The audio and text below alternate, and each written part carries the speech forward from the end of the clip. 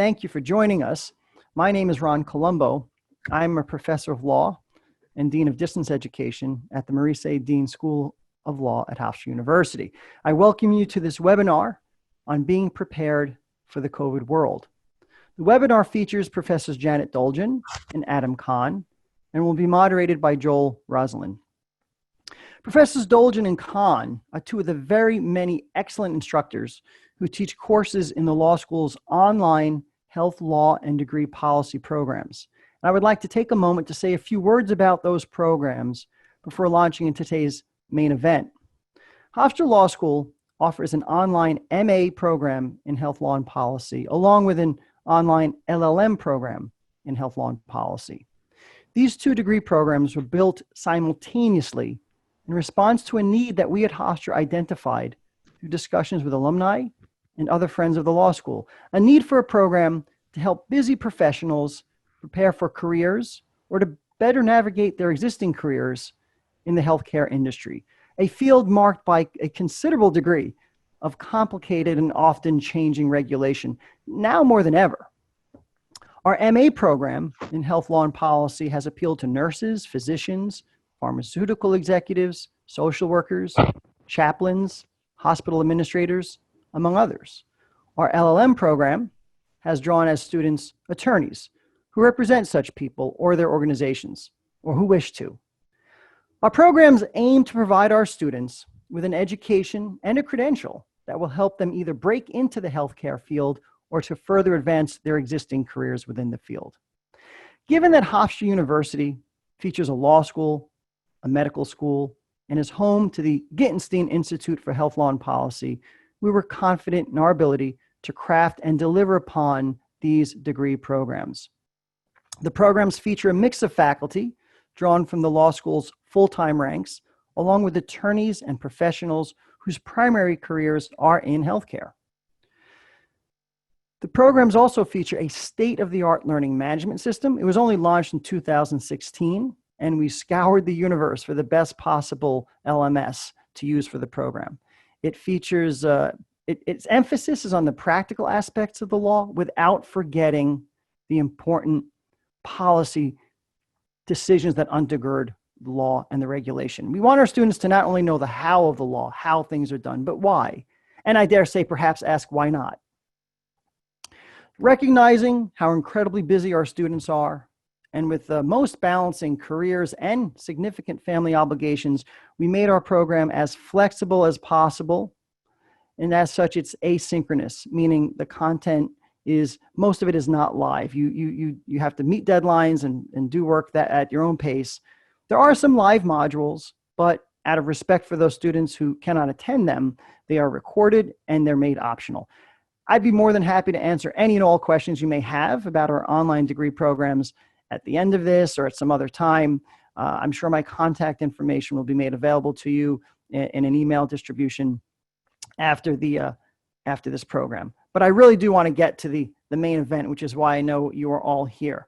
So without further ado, let me introduce the moderator of our event, Mr. Joel Roslyn. Joel Roslyn is the Assistant Director of the Gettenstein Institute for Health Law and Policy, a collaborative venture between the law school and the medical school here at Hofstra University. He's also a senior advisor to the Hastings Center in Garrison, New York. Before joining the Gettenstein Institute in Hofstra Law, Joel was the Director of Public Programs for the Hastings Center and served as the Assistant Director of Research Compliance Education at Columbia University. He's held positions at the Veterans Administration, the National Center for Ethics in Healthcare, Harvard Medical School's Division of Medical Ethics, and Choice in Dying. And before all that, he had a successful career in medical marketing and communications. You're all in for a treat today. I know I can't wait to get started. So Joel, why don't you take it away and introduce our speakers?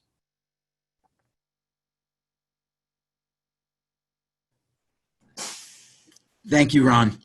Am I unmuted? Yes. That was way more than needed to be said, but thank you. Good afternoon, everyone, and thanks for attending today's program. I have the distinct privilege of participating in today's program, and I'm going to be introducing our next two speakers, Janet Dulcin and Adam Kahn, who will describe their work, after which I'll help moderate a discussion on today's topics. So as you are listening to the presentations, please send me your questions in the chat function as they occur to you. Janet Dulcin wears many hats here at Hofstra. At the law school, she is the Jack and Freda Dicker Distinguished Professor of Healthcare Law, the Faculty Program Director for the online MA and LLM in Health Law, and the Director of the Gettenstein Institute for Health Law and Policy. At the Zucker School of Medicine, she's Professor of Science Education, and she is also the co-director of the Hofstra University Bioethics Center, which, as Ron mentioned, is a joint project of the law and the medical schools. Adam Kahn is a 2013 graduate of the law school, and he now serves as an adjunct professor of law for the online Health Law and Policy program, as well as a senior fellow with the Gettenstein Institute. At Gettenstein, Mr. Kahn teaches a discussion seminar for students interested in health law, and he works with the Institute's law student junior fellows in planning and implementing various Gettenstein programs, including those concerning elder abuse and the Institute's chat project, which focuses on educating members of the community about healthcare decision-making issues. As an attorney, Mr. Kahn holds an associate attorney position with the law firm LaSalle and Dwyer, where his practice focuses on guardianship, advanced care planning, discharge planning, and other elder law and health law matters. Let me just say that having mentioned it now several times, let me say a quick word about the Gettenstein Institute at Hofstra Law School, which houses several exciting projects focused on health law and policy. Each year, the Institute recruits students to be junior fellows who work under the supervision of experienced attorneys and others on issues such as veterans' health, end-of-life decision-making, a health law blog, an annual health law conference, and other projects. All of the Institute's projects are focused on the practical application of health law and involve work with and for members of the local community. We're also pleased to announce that we will soon be adding a master's degree in bioethics to the programs under the Gettenstein umbrella and centered at the law school. Now, I'd like to pass the meeting over to Professor Dulcin.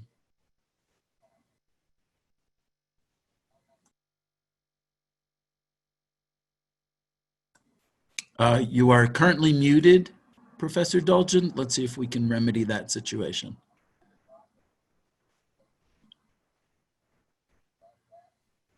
Okay, is that better? Yes. At any rate, that is. Thank you all for being here, and thanks, Joel. My work for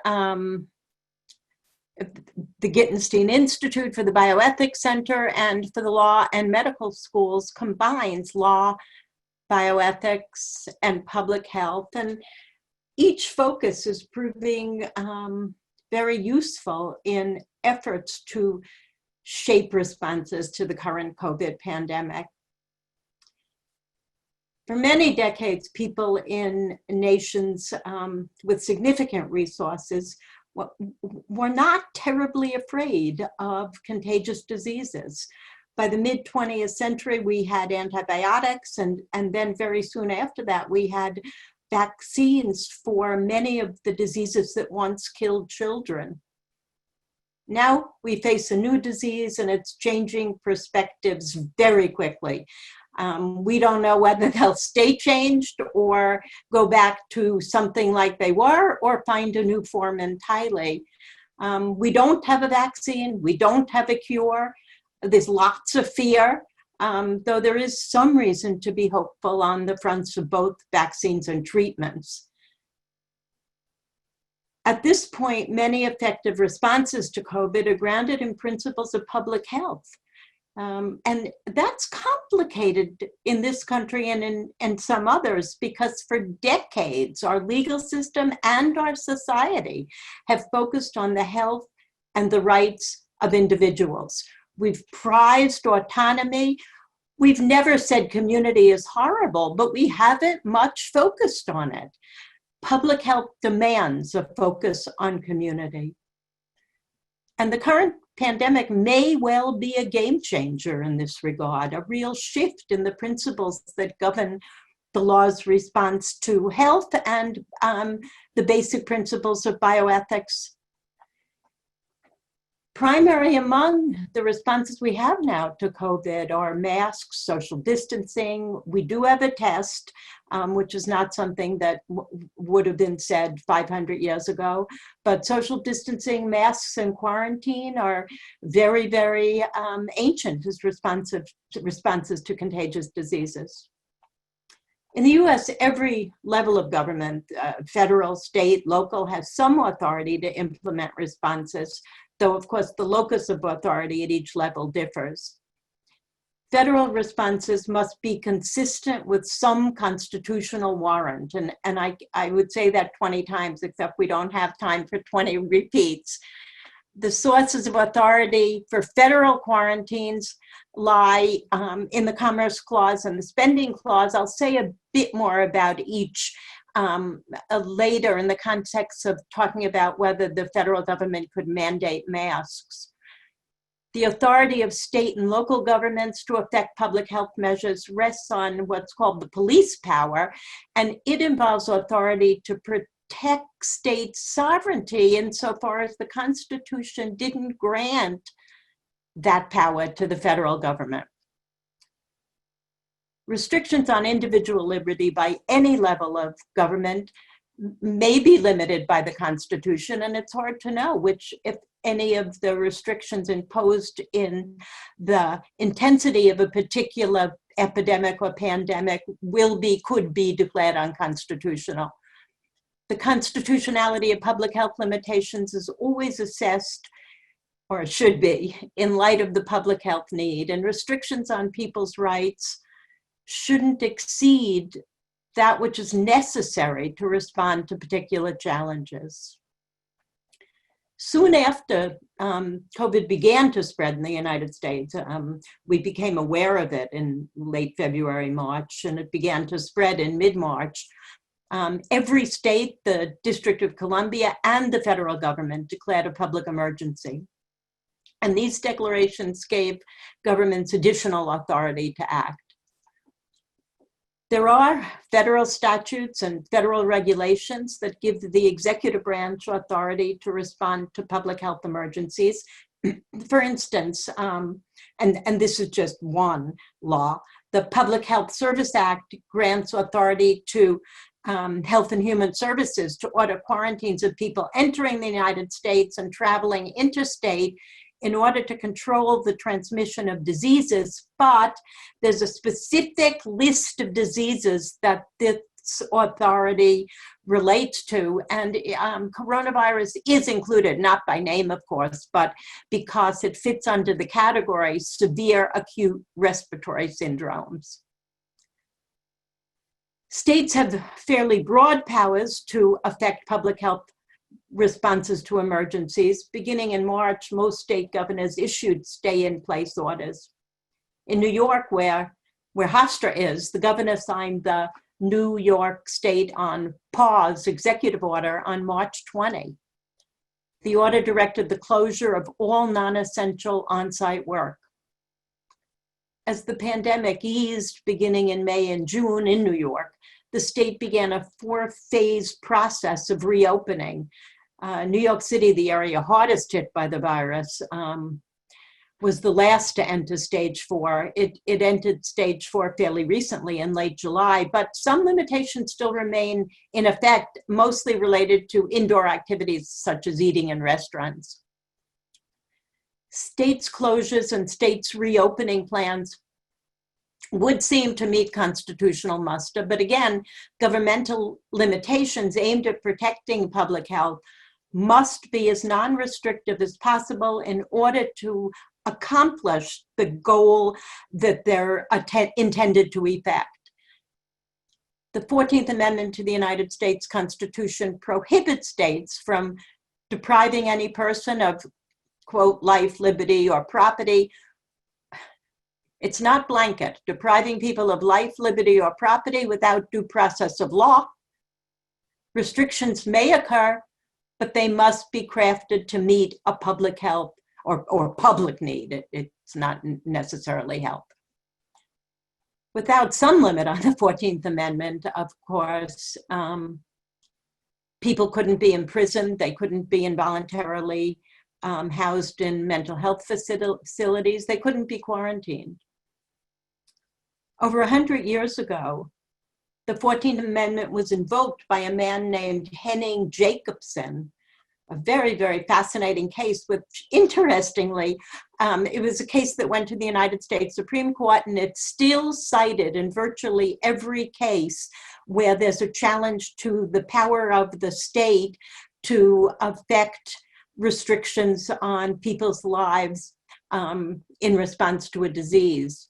Henning Jacobson, a Lutheran minister, challenged Massachusetts law that imposed mandatory vaccination against smallpox. The case, which did go, as I said, to the Supreme Court, is called Jacobson versus Massachusetts, and it was decided in 1905, 115 years ago. The Supreme Court held for the state, but in a fairly nuanced decision, still worth reading. The court explained, the liberty secured by the Constitution does not import an absolute right in each person to be, at all times and in all circumstances, wholly freed from restraint. There are manifold restraints to which every person is necessarily subject for the common good. Courts today, of course, could see the issue differently than the Supreme Court did in Jacobson over 100 years ago. So far, they generally have not, but this could become a subject of some interest if a COVID vaccination is proved successful enough to receive FDA approval. As task force for the New York State Bar's health law section has recommended, once there's FDA approval, assuming there is, we all hope there will be, that for a vaccine, that vaccination be mandatory. The recommendation would allow only one kind of exception, not exceptions for religion, for conscience, an exception only because an individual could be medically harmed by the vaccination. And interestingly, the New York State Task Force report cited Jacobson versus Massachusetts in support of its recommendation for mandatory vaccination. Just as the Constitution provides for mandatory vaccination, it would seem to provide for state quarantine, although the Supreme Court has not considered that, we haven't seen what the Supreme Court would say about that. There's been a pattern, however, in recent decades of making quarantines as flexible as possible. And the case of Casey Hickox is illustrative. It concerned a different disease, and that's actually of the essence when talking about her case and considering what might happen with regard to COVID, because restrictive laws have to be fashioned in light of the disease that faces us. Hickox was a nurse treating Ebola patients in Africa, and when she returned to the US, she was screened at the airport, showed some apparent symptoms of illness, and she was detained. She was then returned to Maine, where her home was, and faced a quarantine order. She challenged it in court. A Maine state court eased the order in light of facts about Ebola. And I must say, we knew more about Ebola at that time than we probably know about COVID even now. The Maine judge noted that state law would facilitate a strict quarantine in some circumstances, but did not find those circumstances to pertain in Hickox's case. The judge ordered active monitoring for the Ebola incubation period and allowed Hickox to go outside of her home as long as she had no symptoms. Every disease comes with its own facts, its own challenges. In the context of the present emergency, we still need more readiness within the nation to adhere to basic public health rules, physical distancing, mask wearing. We need affordable medical care for those who are ill with COVID and with other things. And we need more equitable responses on all fronts to eliminate disparities in the risk of getting COVID and the risk of dying from COVID. The subtitle of this webinar is Being Prepared for the COVID World. We were not. The most certain parameter of COVID may be the uncertainty it engendered at virtually every level. Slowly, we're learning to deal with the pandemic, even in the midst of continuing uncertainty about virtually every aspect of COVID. And we can hope that the pandemic abates and that after it abates, the United States will give robust support to public health so that next time we will be prepared. As Ron and Joel said, we are going to save questions for the end. So it's now my joy to hand this over to my colleague, Professor Adam Kahn.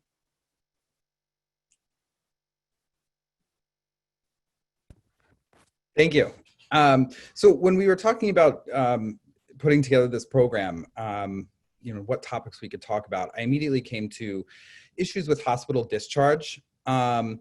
It's generally a pretty complicated area when the process is, involves somebody that has complex needs. It's also very interesting because every case deals with an individual. You deal with the individual, their needs, family dynamics. Then COVID came. And this process, which ordinarily can be quite complex, became even more complex because, as Professor Dulcin mentioned, we were dealing with a lot of uncertainty. So COVID has really impacted a lot of what I do in my daily practice and a lot of what the hospitals have to deal with in trying to secure a safe discharge for patients, trying to determine when a patient is medically stable and ready for discharge, whether that's to home or to a lower level of care. So from the outset, when I'm talking about discharge issues, think about a patient who no longer has acute care needs requiring hospitalization. What do we mean by acute care? Think about time. And in terms of care, think about diagnostic and curative actions to improve health. The idea is somebody's in the hospital when they need acute care. So the effectiveness of their care depends on time-sensitive or rapid intervention. This is opposed to chronic or long-term care. One might get in like a nursing home, maybe with home care in the community. The goal of acute care in the hospital is to restore health and the stability of the patient. That doesn't always mean the patient is better or cured. It means that the patient doesn't require an acute level of care. They don't need those kind of time-sensitive, the constant monitoring. Anybody that's been in the hospital knows it's a lot. You've got people coming in and out of the room, testing, monitors constantly, the number of staff that are involved between, specialists, hospitalists, nurses, nurses' assistants, physicians' assistants. It's intensive. So the idea is that when a patient is essentially stable, maybe they have their normal vital signs, their condition is not subject to frequent change. They're considered, stable for discharge. Again, that's not necessarily better, but it means they don't require hospitalization. The other thing to consider is that hospitalization is expensive. It's expensive. There's a lot of care that has to be provided. There are a lot of procedures in place to ensure a high level of care. And it's also risky when it's not necessary. So patients in hospitals are exposed to risks like hospital-borne infections. For elderly, for a lot of people, this could also be deconditioning because people don't have physical activity when they're in the hospital. Delirium and kind of psychological harm from all of the beeping lights and the fluorescent lights, throughout the night, getting, interrupted sleep patterns. So patient's length of stay in the hospital is kind of a constant focus for those in charge of hospitals and for care providers. So we have these issues, if a patient just kind of gets better and they can go home and take care of themselves, the discharge process is relatively easy. Where I come in my practice is where that process is not so straightforward. So for example, the hospital has to have a safe discharge. In ordinary times, a lot of this often comes up in terms of elderly patients who need long-term care services. Maybe it's a nursing home, maybe it's a stay in a rehab. And we have these kind of common issues that come up that complicate the discharge process and also require some kind of legal intervention. When we talk about COVID, think about these issues and then just heighten them and add a level of uncertainty. So the difference in patient during the last, especially in the beginning of the pandemic, what we were seeing is not the ordinary, elderly patients that would come through with discharge issues, but younger patients, perhaps undocumented patients that don't have insurance. So these patients may end up on a ventilator. They may be unconscious. But what makes the situation different is that we didn't really know what is their prospect of recovery. And that affects the discharge process because, for example, you can have a patient who is on a ventilator, requires a long-term care. With COVID, they could come off the ventilator and then go home or not. So there's this decision about, well, does the patient get transferred from the hospital because they're essentially stable, they don't need acute care, to a long-term care setting? And can we do that? So some of those common issues that come up, a big one is payment.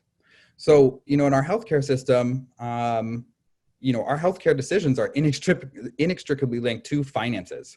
When it comes to long-term care, there's basically 4 ways of paying for that. Medicare offers a limited benefit for long-term care. Medicaid, huge payer of long-term care services. Your own pocket, and long-term care is very expensive. And for some people that are fortunate enough or were wise enough to have a long-term care insurance policy, that can also offset the long-term cost of long-term care. So what we're dealing with here is we may have a patient who needs long-term care. They don't necessarily need to be in a hospital. It would be great to transfer them to a lower level of care, but can they actually be transferred if they don't have a payment source? So a lot of nursing homes, they're not going to take a patient after their admission screening if they don't have a payment source. So if a patient has Medicare, they have to have kind of active benefits that are going to cover, rehab or nursing home.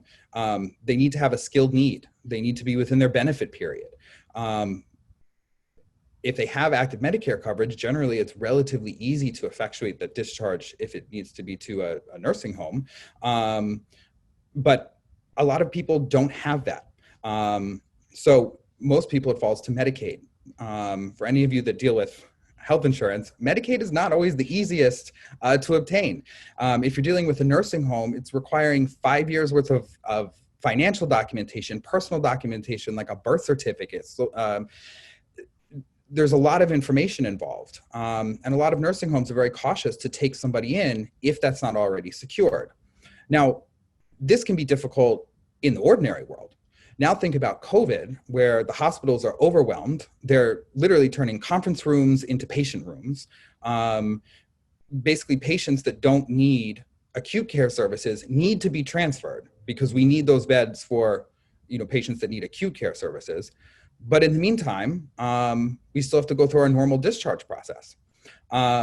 So one issue that's come up is with Medicaid, hospitals have looked more towards kind of reaching an agreement with the nursing home, where essentially they'll agree to cover the Medicaid cost for the patient to be transferred while the application for Medicaid is being completed.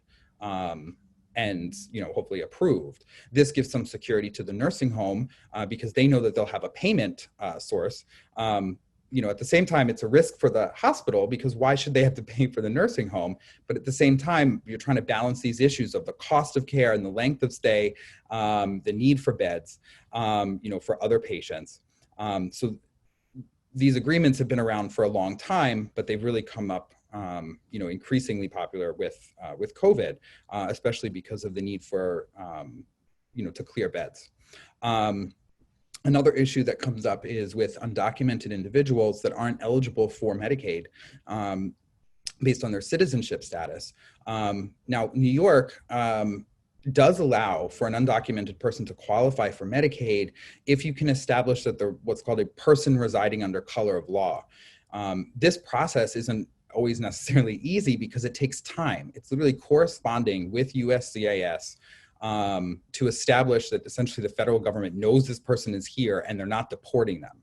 And after establishing this over a period of time, Medicaid will accept their kind of PRU-call status.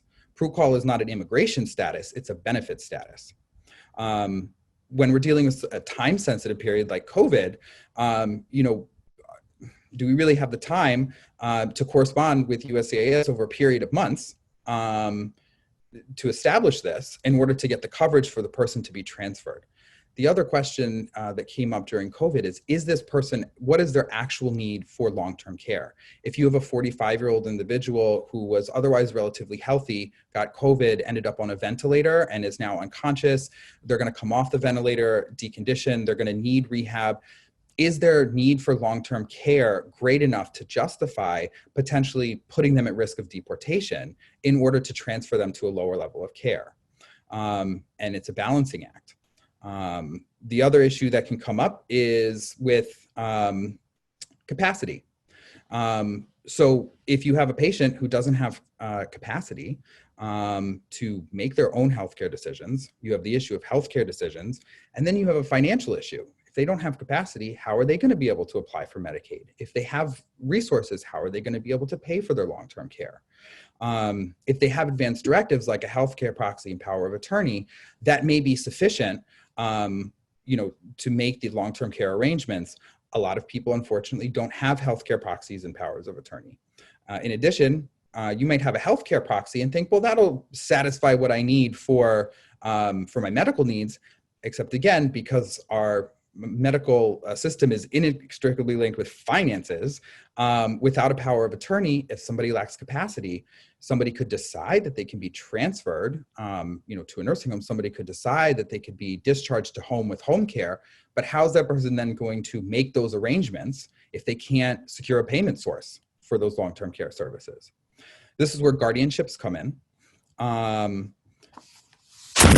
are looked at as the last resort. Essentially, you theoretically shouldn't need them. And if you need a guardianship, if you have a healthcare proxy or power of attorney, what's interesting about it is during COVID, normally a hospital will bring a guardianship proceeding for a patient who lacks capacity, and that affects their ability to be discharged from the hospital.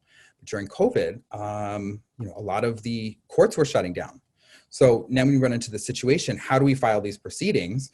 They're only taking essential filings. So we have to essentially justify this guardianship proceeding as essential because we need to be able to discharge patients from the hospital so that we can take care of other patients that need the acute care services.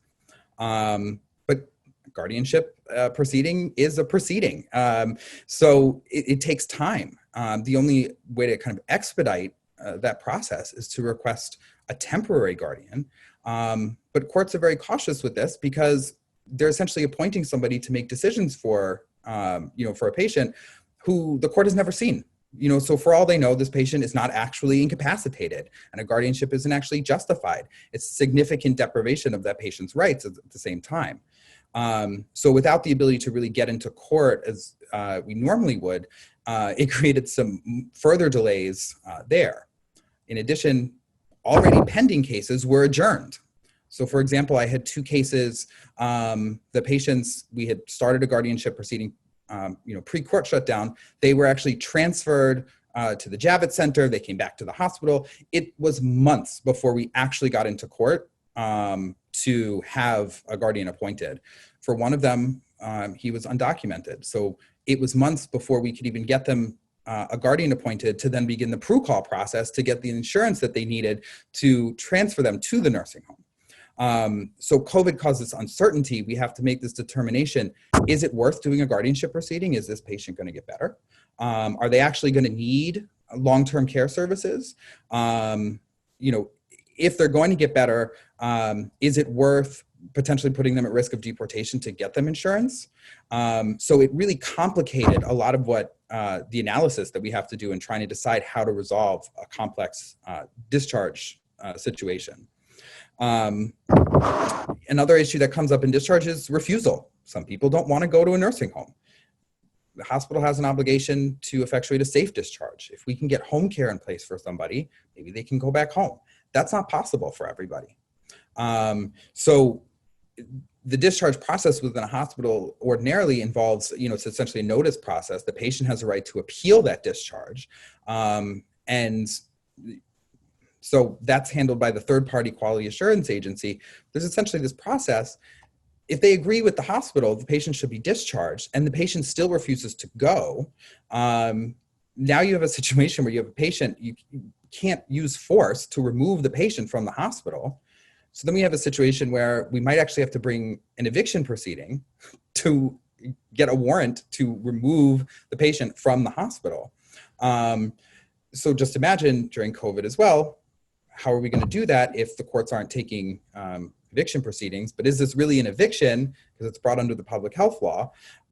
So it just raised, a whole other level of complication to try and figure out these issues.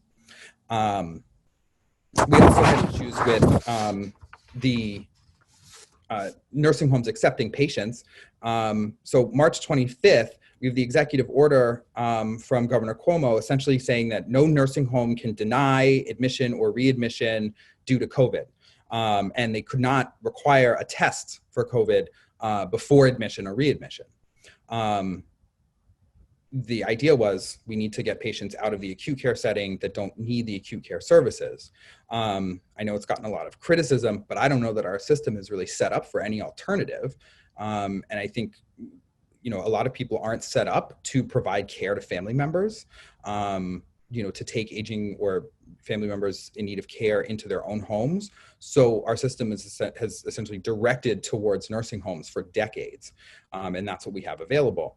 Now this changed in May. At that point, nursing homes had to certify that they were actually able to properly care for the patient.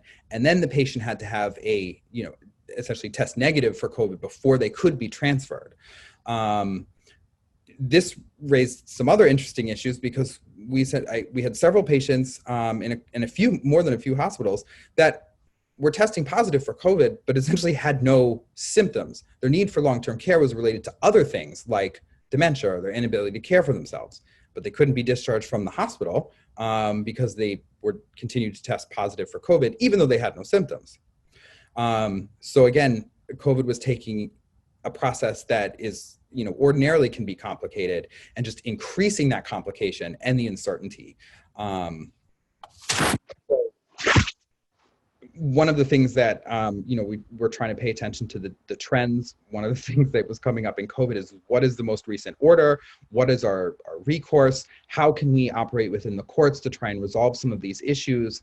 And it was just very difficult for everybody across the board. And I think now, hopefully we can, maybe revisit the way that we deal with long-term care or subacute levels of care. There are some interesting models for nursing homes that may avoid some of the problems that we've had with these, large nursing homes that are typically somewhat understaffed, lots of patients in rooms. There are models for smaller group style or home style nursing homes that apparently were pretty effective in preventing deaths from COVID because of their setup. Perhaps we revisit the way that we structure our healthcare system. But again, this also requires revisiting how we finance our healthcare system. So those are the things that I wanted to address, but I wanted to give an opportunity for any questions. I see that there's some in the chat, so I'm going to turn it back over to Joel so we can take some questions and have some discussion. All right, thank you. Excuse me. Thank you very much, Adam and Janet, and to everyone who submitted a question, both to the chat and to me directly.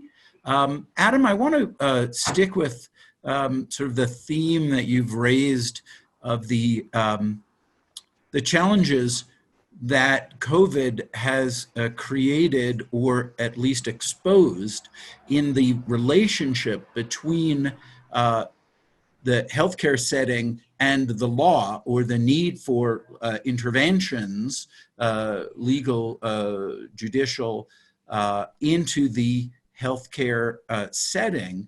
And this question about planning prior to having these challenges about guardianship or capacity. But how has the conversation around advanced directives changed in light of the COVID crisis? Have you seen changes in the way people think about, especially among the elderly, their advanced care planning, given the possibilities and the reality of COVID? I have. I would say, it's gotten younger. So because of this uncertainty and the risks that COVID raises across, many age groups, the thought, the need to do advanced care planning, to think about a healthcare proxy, a power of attorney, or, God forbid something happens, who's going to manage my affairs, I think is more present on a younger generation's mind. And that's been really interesting, and frankly, I think a good outcome. I hope it stays around because essentially everybody benefits from thinking about these things. Everybody benefits from having a healthcare proxy. Everybody benefits from talking with their healthcare agent about how they would make their own medical decisions. This is part of our chat project with the Gettenstein Institute, educating the community about this. But I think one of the number one changes that I've seen is just the age range of people who are interested in having these conversations going down dramatically. Terrific. That is really interesting. Having spent many years looking into the questions of advanced care planning, to see it go, entering the consciousness of younger people is fascinating. Professor Dulcin, many questions have come up about the limits on governmental authority. So let me try and distill this down. Can the government mandate citizens to do certain things? Let's say, can the government mandate the wearing of masks? And if so, at what level of government does that kind of authority reside? Yeah, that's a really good and pressing question, and it raises legal, bioethical, and public health issues. There's really firm evidence that masks help. I mean, that's relevant because it would be much harder to find a mandate constitutional if the thing being mandated wasn't going to be helpful. It's an interesting reporting on mask wearing in Oklahoma, where a few counties have now mandated masks, shows a really significant difference in the rate of new COVID cases in the state as a whole and the counties that have mandated masks. And the CDC also has data showing that states and counties that require mask wearing have done better, that COVID has been contained in those places. But it really depends on a sense of community. I mean, I mentioned this before. Without a sense of community, you can have 300 laws. And what do you do when people don't follow them? And we're not going to put everybody who doesn't wear a mask in jail. It's really complicated and disturbing. But there is authority for an executive mandate, for Congress and for states to act. The authority is perhaps most questionable at the federal level, though there is some firm authority for Congress to act. The Public Health Service Act would seem to give the executive branch, that is to say in particular the CDC, authority to mandate masks. Congress could quite possibly pass additional legislation on this topic. relying probably at this point on the spending clause. You know, traditionally, Congress would have relied on the Commerce Clause to do something like this, but Justice Roberts' decision in Enfib versus Sebelius, which says that the Commerce Clause doesn't allow the government to impose regulations on people because they are doing nothing, might make it much harder to rely on the Commerce Clause. The spending clause could probably be relied on to mandate masks at the federal level, but it would require the federal government to appropriate funding for something related to the wearing of masks or public health protection against COVID. And what the legislation would do is say this funding is contingent on states mandating mask wearing. There are also some issues that could arise with funding. They also stem from Enfib versus Sebelius. The government could not make the amount of funding at issue so large that it would be seen as coercive on states. States probably have they do, it would seem to me, have the power to mandate masks through the police power. I think that's clear, but the question there isn't so much whether the power exists, it's what's going to happen when there is such a mandate and people don't comply. Some mask mandates have already been challenged. That's one issue. They've been challenged on a variety of grounds. Interestingly, that one case challenged them on a First Amendment ground that wearing a mask or not involves a statement. But in general, how are we going to enforce a mask wearing mandate without a sense of community, without a sense of our obligation, each of us, to the public? It's very hard to mandate masks, at least in many states. Not true in all states, but in many states. And well, yes, so it's a complicated question, but I think there is authority at every level of government to mandate masks. Thank you, Professor Dulcin. As you say, a difficult and complicated issue. I want to look at this question, questions of the impact of COVID on the university environment. We are seeing every day universities and colleges welcoming students back and then having problems with COVID. Some schools well prepared, others not. And so let me ask Ron, how, if at all, has the current pandemic changed the online program for better or worse, or just adaptively? Well, thank you, Joel. Let me just, a few things, and picking up on what Professor Dulcin just said, community. These colleges have opened up, and I see, I don't know how many of you have seen them go out, but you'll see messages from college presidents imploring students to stop having these out of control house parties that are breeding grounds for spreading COVID. It's interesting, right? So if you had a more disciplined, let's say, student body that actually took, seriously all the advice that they were given about social distancing and whatnot, universities might not be having the problem that many are today, right? Some are opening and then they have to close again because of the spread. As for the online programs, we were quite fortunate. Whereas a lot of schools, most schools in March pivoted to in-person instruction to online instruction, our program was completely online from the get-go. So one would expect there would not be any sort of issues with us. And quite frankly, there weren't. I mean, we admirably, as one would expect, the show went on, right? I mean, we were able to do that. But what we did realize, however, is even though our program was online, it was built to be online, it was supposed to be online, and we continued without interruption, so many of the students in our program are from the healthcare profession, healthcare industry. And even though they didn't get sick necessarily with COVID, although that certainly must have happened, they were frontline responders.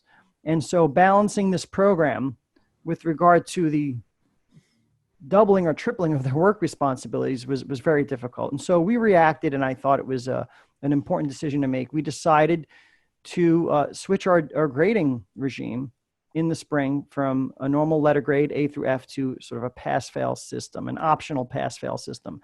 And we continued that throughout the summer, and we're continuing that through this fall. Not because there's a rash of COVID cases among our student body, but rather because they're on the front lines, working extremely hard to fight this pandemic. And so now, just for anyone who's listening, that's not going to be a permanent thing. We hope to go back to full mandatory letter grading soon.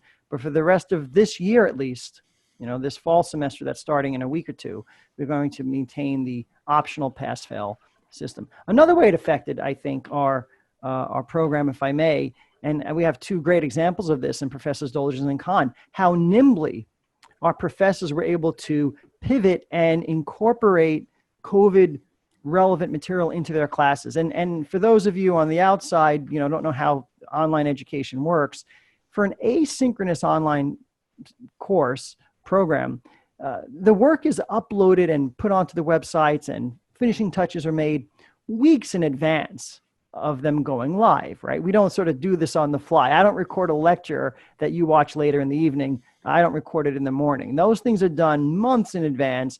Assignments, readings prepared months in advance, weeks in advance. Yet there is enough flexibility within the system to incorporate current events as needed. And I think Professors Dulcin and Kahn went above and beyond what's already built in to take advantage of that. So if you don't mind, if you can give our viewers just an opportunity to see like what I'm talking about, how you were able to bring COVID into your classes. Maybe Professor Dulcin and then Professor Kahn. Yeah, I was teaching bioethics and the law in the online program in the spring, and I was overwhelmed by the commitment, the burden on, the uncertainties facing our students who were working in healthcare contexts. So we did offer them some flexibility with assignments and so on, but in addition, I shifted around some of the assignments so that the students could focus on issues that COVID raised, and in particular, the ways in which this pandemic may challenge the basic bioethical principles that we have relied on since at least the 1970s. Are we still going to say the patient is autonomous, autonomy is everything? You can't say that and say public health is important. Primarily. You can't make both things primary. I think clinicians have to continue to place the patient first. I think that everybody may not.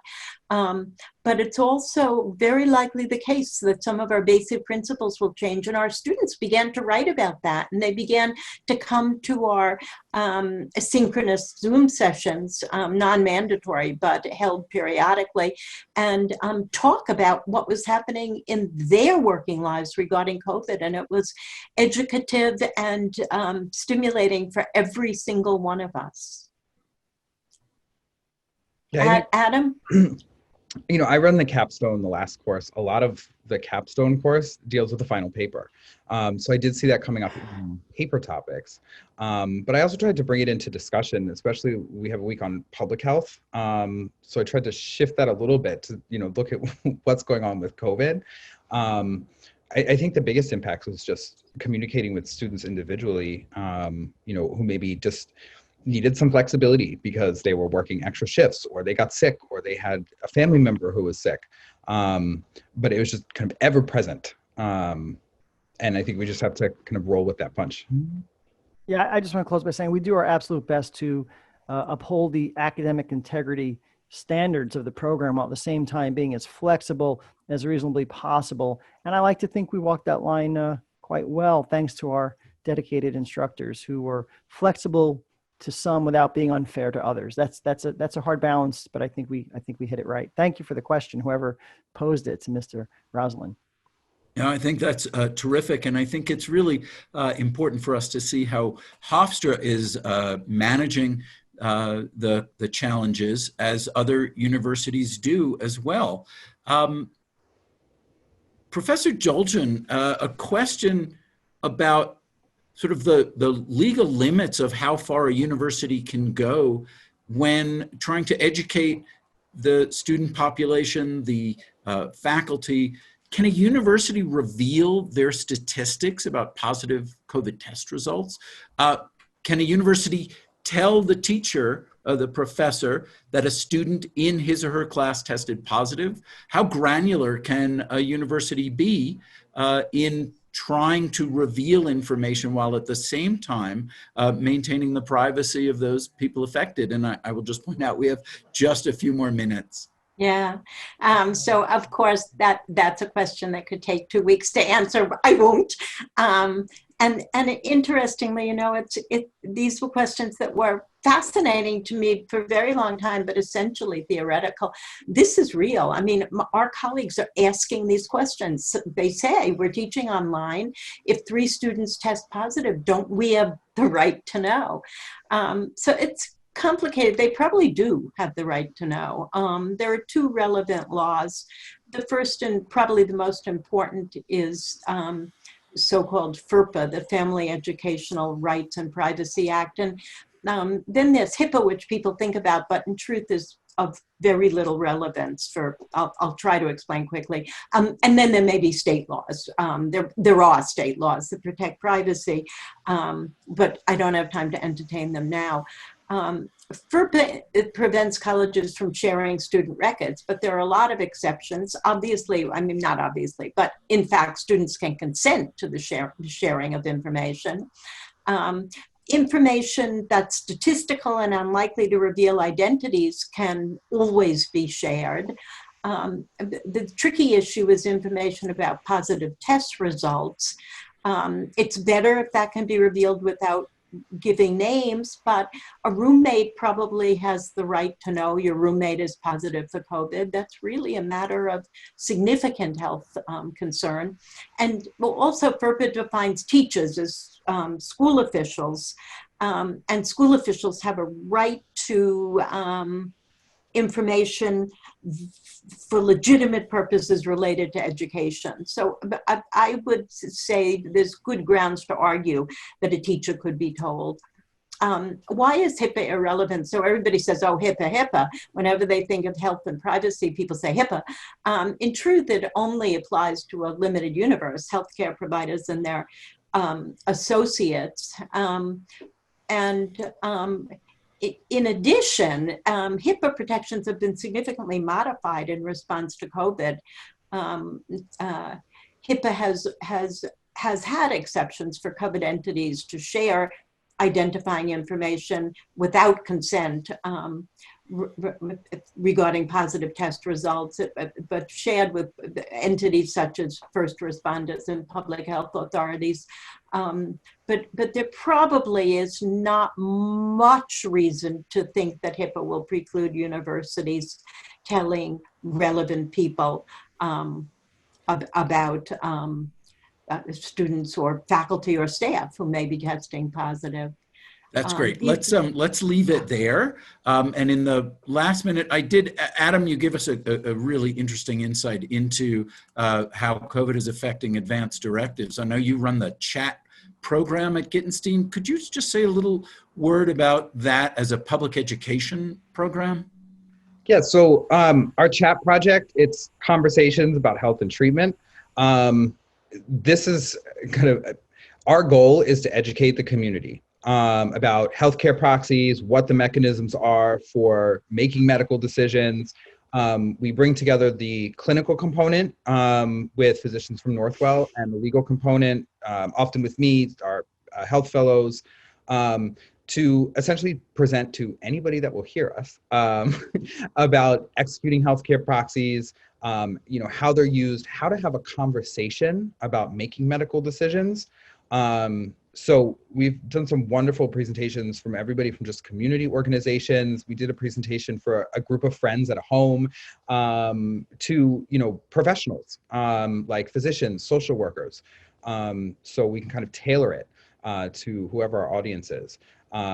But, you know, our goal is if we could just get everybody to comfortable enough to execute a healthcare proxy with an agent they're comfortable enough to have a conversation with and to actually have that conversation, it would be a remarkable change in our local healthcare system. Terrific. Thank you. Unfortunately, that's all we have time for today. I'd like to thank our speakers, Ron Colombo, Janet Dulcin, and Adam Kahn for a terrific discussion. And I want to thank all of you for your insightful questions. Please feel free to follow up with any of our speakers directly. And if you are interested in learning more about the online program, please visit the law school's website, which is law.hofstra.edu, and click on the online learning link. With that, I will draw this to a close. Please, everyone, stay safe and stay engaged in these very challenging times. That's all for now. Thank you.